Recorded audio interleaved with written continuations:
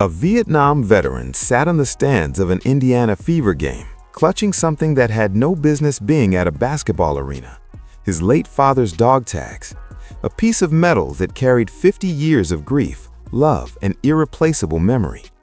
He left that night without them. And what happened next is the part of this story that nobody saw coming. Because the person who found those dog tags didn't hand them to security, didn't drop them at the lost and found desk, didn't post a quick tweet and move on. She researched military databases. She dug through social media. She tracked that veteran down personally, arranged a meeting, and handed those tags back to him face to face. The interaction, by every account shared, left grown adults in tears. That person was Caitlin Clark, and according to a teammate who finally broke her silence on a recent podcast, this wasn't a one-time act. This was happening after every single Indiana Fever game, all season long, in an empty arena, with zero audience, zero cameras, and zero upside. When this story finally surfaced, it didn't just spread, it stopped people cold. And what it reveals about who Caitlin Clark actually is when the lights go off is something that no highlight reel, no sponsorship campaign, and no manufactured PR moment could ever produce. This is the story they weren't supposed to tell. It started the way most revelations do, not with a press conference, not with a carefully timed announcement, but with a single unguarded moment in a podcast interview that nobody expected to change anything. One of Caitlin Clark's Indiana Fever teammates sat down for what began as a fairly standard behind-the-scenes conversation. The host asked what Caitlin was really like away from the cameras, the kind of question that usually produces polished, diplomatic answers about work ethic and team chemistry. Safe, forgettable, exactly what the publicists would approve. But then something shifted. The teammate mentioned one specific detail, and the entire conversation changed direction. Early in the season, she had come back to the arena after a game to grab something she'd left behind. The building was almost completely empty. The crowd had cleared out, most of the players were long gone, and the lights in the arena were already being dimmed for the night. And there, moving quietly through the rows of seats, was Caitlin Clark, alone, a bag in her hand, working her way methodically through the stands, picking up items fans had left behind.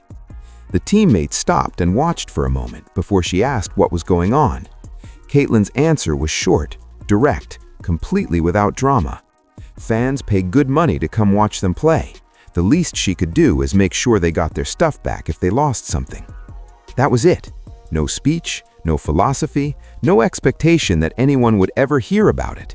Just a simple explanation from someone who had apparently decided this was a reasonable use of her post-game hours and hadn't given it much more thought than that. The teammate said she stood there for a moment, not quite knowing what to say, and then she started helping. Here is the part that the initial reaction tends to skip past in the rush to process the emotional weight of the individual stories. The scale of what was reportedly happening is genuinely staggering when you lay it out plainly. Over the course of the season, Caitlin Clark is said to have recovered and personally returned more than 50 items. Not 50 over her entire career, 50 in a single season, across home games, road games, wins, losses, blowouts, gut punch defeats. Regardless of how the game had gone, regardless of how many minutes she played, regardless of how her body felt after 40 minutes of professional basketball at the highest level of women's sport in the country, she was going back into that arena and walking those rows. The items themselves tell the story better than any statistics could. Phones, wallets, car keys, children's toys, expensive jewelry, wedding bands, and engagement rings that she reportedly understood carried a weight far beyond their material value. Items bound up in someone's most important commitments, the kind of thing you don't realize is missing until you're halfway home and your stomach drops. She didn't simply collect these things and hand them off to arena staff. According to the teammate's account, she coordinated directly with arena personnel, used personal information found on items to trace owners through social media, and in multiple cases arranged personal returns herself rather than letting the standard lost and found process handle it. Because she apparently understood something that most people don't stop to consider. The standard lost and found process fails a lot of people. Items go unclaimed, phones get wiped, wallets disappear. The system that's supposed to solve the problem often doesn't. So she built her own system, quietly, after every single game, without telling anyone. Individual stories travel differently than statistics. You can hear that someone returned 50 items and process it intellectually. And then you hear about the stuffed animal and something completely different happens in your chest. A young girl had left her stuffed animal in the stands after a fever game. The kind of loss that is catastrophic when you are 7 years old and means nothing when you are an adult and means everything again the moment you become a parent. Caitlin found it during her post-game walk through the rows, posted about it online, located the family through social media, and personally delivered the toy before the next home game. Think about what that required. She found the item, she photographed it, she posted about it publicly, she sifted through responses to identify the right family, she arranged a delivery.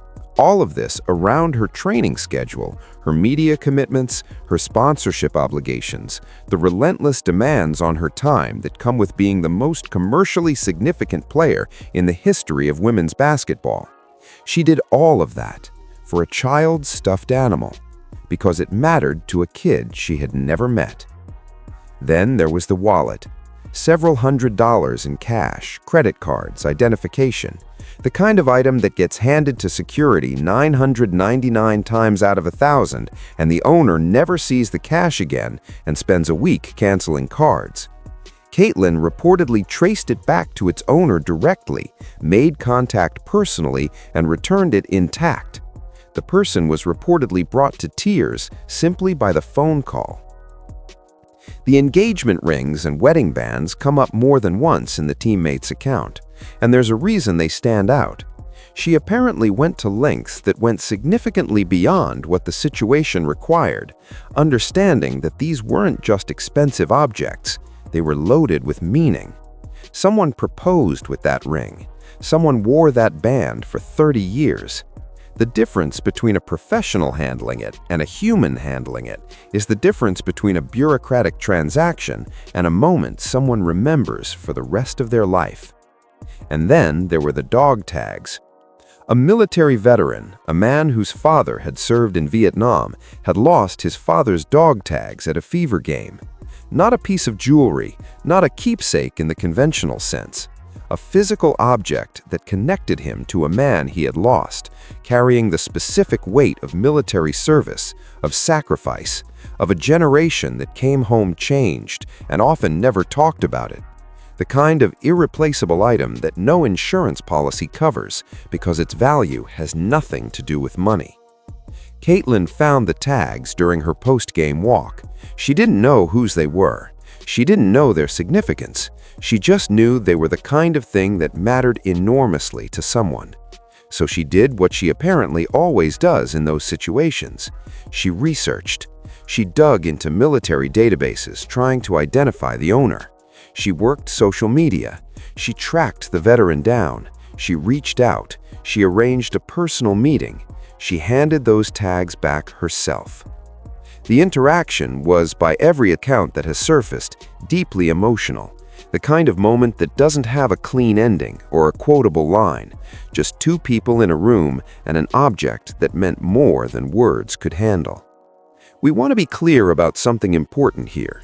These accounts originate primarily from a single teammate source relayed through a podcast interview. No official league statement has confirmed each specific detail. The Indiana Fever organization has acknowledged Caitlin's commitment to fans in general terms, and fans have subsequently come forward independently with their own accounts. But the granular stories, the dog tags, the stuffed animal, the wallet, come from this reported source. We are presenting them as accounts, not as established, documented history. What we can say is that the organic corroboration that followed, fans posting screenshots of direct messages, sharing personal delivery photos without any apparent coordination, reinforced the broader picture in ways that don't resemble a managed narrative. Here is the part of this story that deserves more attention than it has received.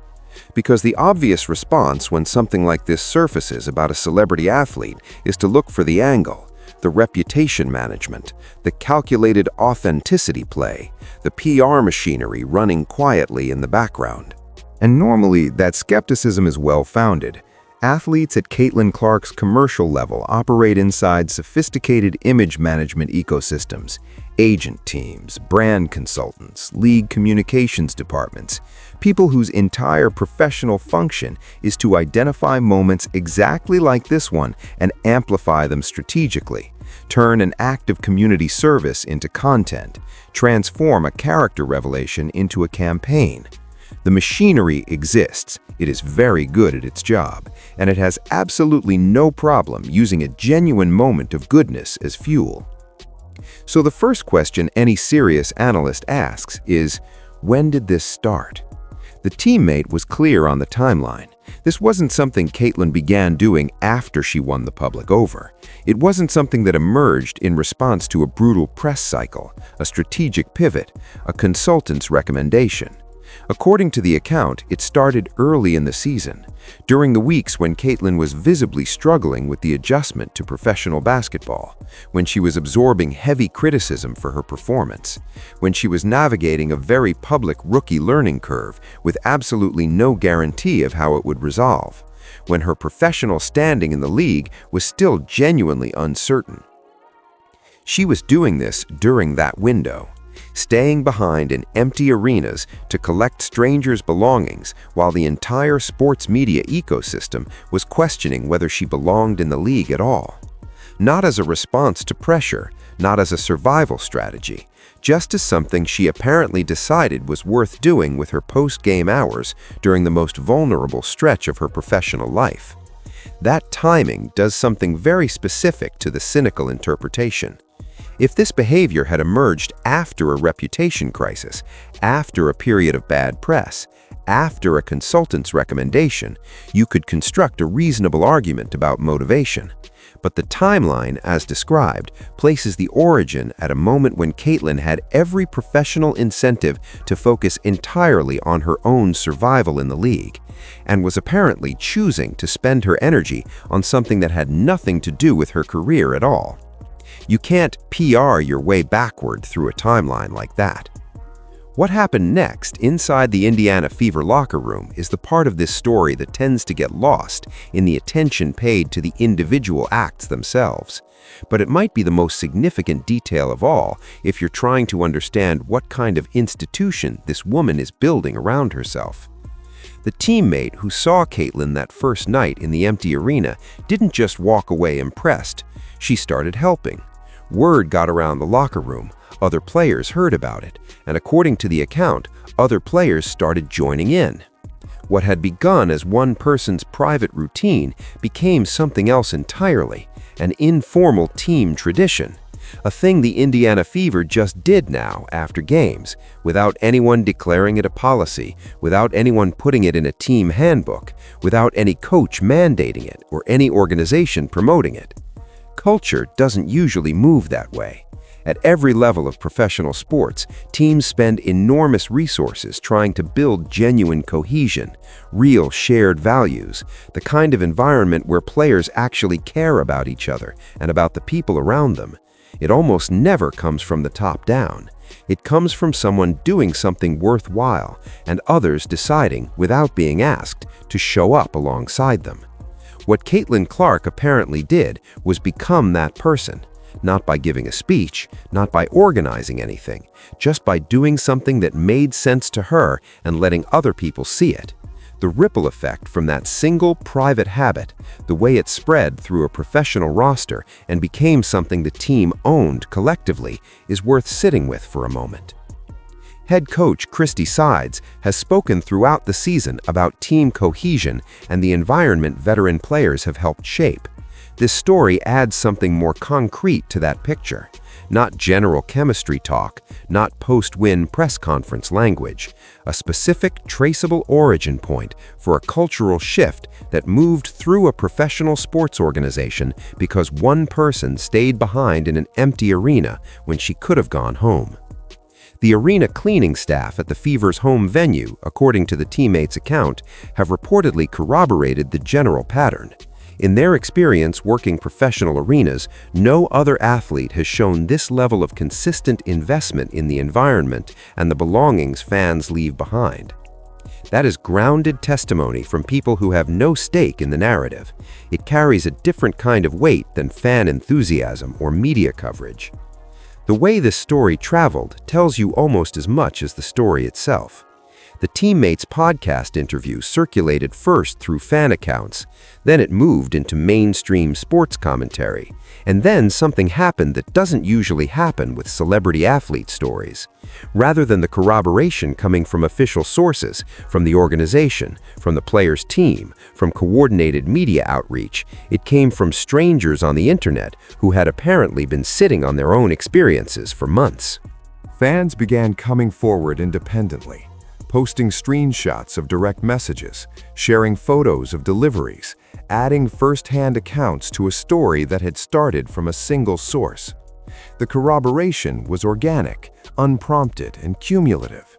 It built piece by piece from people who had no apparent connection to each other and no apparent motive to coordinate. It did not look like a managed PR rollout because it demonstrably wasn't one. You cannot orchestrate that kind of independent, scattered, genuine response. It either happens or it doesn't. When reporters reached out to Caitlyn for her reaction, her response reportedly collapsed the entire PR opportunity completely. She said it wasn't a big deal, that anyone would do the same thing, that she didn't want credit for just being a decent person. According to reports, she expressed genuine discomfort with the attention the story was generating, not performed humility, not the carefully worded deflection that publicists draft. A visible, reportedly awkward effort to redirect attention away from herself and back towards something, anything else. That response pattern deserves its own analysis. Elite athletes operating at Caitlyn's commercial level do not typically walk away from positive press. The infrastructure around players of her stature is specifically designed to capture exactly these moments and amplify them. Her actively pushing back against that amplification, turning down the leverage opportunity for a story that was already public, is itself a data point that sits uncomfortably with the manufactured persona narrative that has followed her since her arrival in the league. Let's be precise about what this story does and does not resolve, because this matters. The legitimate structural questions about how media attention and commercial investment are distributed across the WNBA are real. They exist independently of any individual player's character. The conversation about racial disparities in coverage, about which athletes get elevated and which get overlooked, about the gap between what Caitlyn Clark earns in endorsements and what players who built this league foundation have earned. Those are serious issues that deserve serious analysis. This story does not erase them. Anyone using Caitlyn's post-game routine as a reason to shut down those conversations is making a category error. But there is a specific version of the critique, the one that positions Caitlyn Clark not as a beneficiary of structural advantages, but as a manufactured persona, a hollow brand product assembled by external forces with no authentic substance underneath, that now faces a genuine structural problem.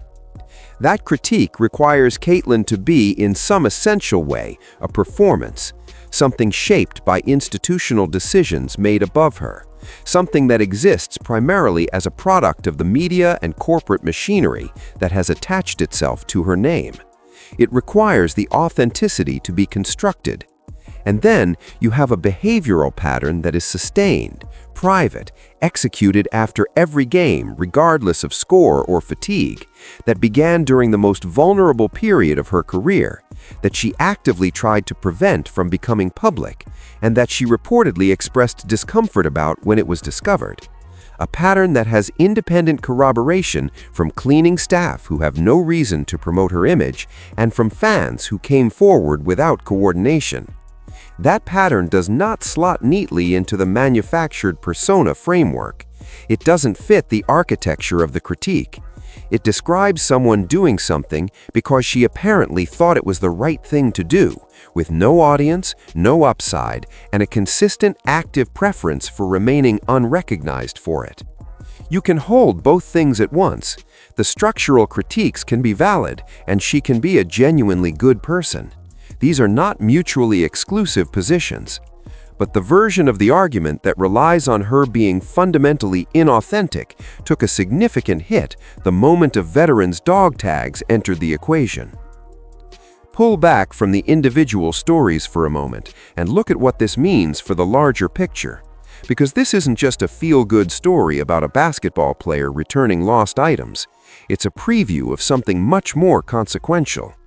The WNBA is at an inflection point that most sports analysis has not fully mapped. New broadcast deals have restructured the financial architecture of the league. Stadium expansion conversations are live for the Indiana Fever. The collective bargaining agreement negotiation is approaching, with a seriousness and urgency driven substantially by the revenue explosion that Caitlin's presence has helped catalyze. Players across the league, many of whom built this institution through years of sacrifice at wages that would embarrass most sports organizations, are pushing for compensation structures that finally reflect the commercial reality they now inhabit. That fight is real, it is justified, and it is coming. Caitlin Clark sits at the center of that conversation in a genuinely complicated position. She is simultaneously the primary engine of the new revenue and a player whose own contract situation will inevitably be a reference point in negotiations that affect everyone. The pressure on her is multi-directional in a way that has no real precedent in women's basketball. And here is the thing that almost nobody is connecting. The post-game routine is a preview of how she navigates that pressure. The most dangerous trap for an athlete in her position is the gradual replacement of the actual person with the brand version. It happens slowly, almost invisibly. The authenticity gets converted into content. The genuine moments become strategic assets. The person disappears inside the apparatus of celebrity, and what's left is a highly optimized performance of the person who used to be there. Fans eventually feel it, even when they can't name it. It's the moment an athlete stops feeling real. What the post-game cleanup routine reveals is that her default response under pressure is to move toward people rather than away from them. Not as positioning, not as strategy, as instinct. She stayed behind in empty arenas. She tracked down a veteran to return his father's dog tags. She drove to deliver a stuffed animal to a child she had never met. None of those actions had a commercial upside.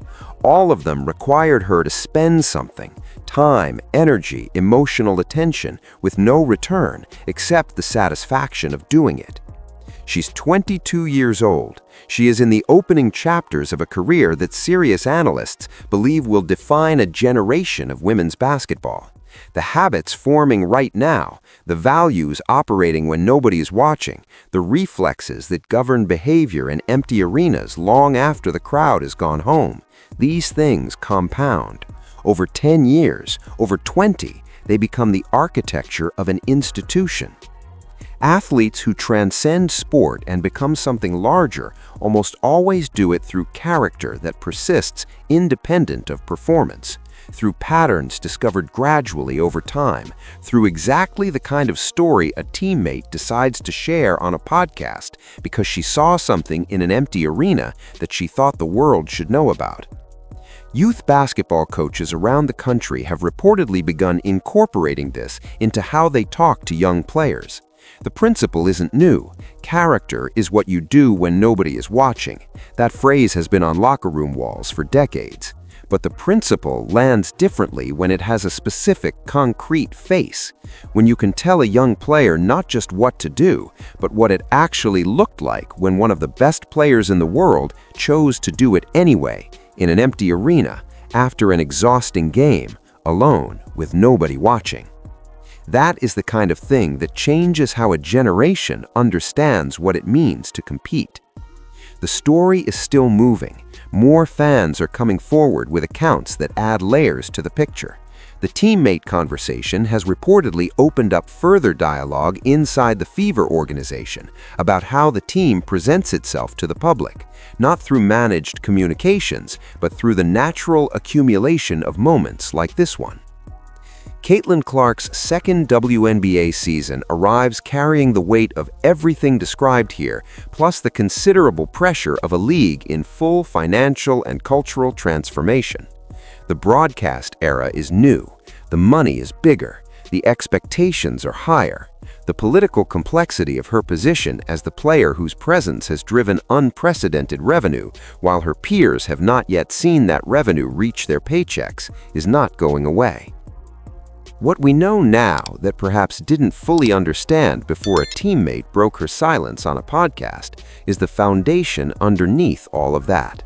The person showing up for the cameras and the sponsorship appearances and the CBA negotiations and the second season pressure is the same person who was walking empty arena rows alone in the early weeks of her rookie year, picking up strangers' belongings because it seemed like the decent thing to do. That foundation doesn't guarantee anything. Pressure breaks things that seem unbreakable. The machinery of celebrity has consumed athletes with stronger-looking foundations than this one.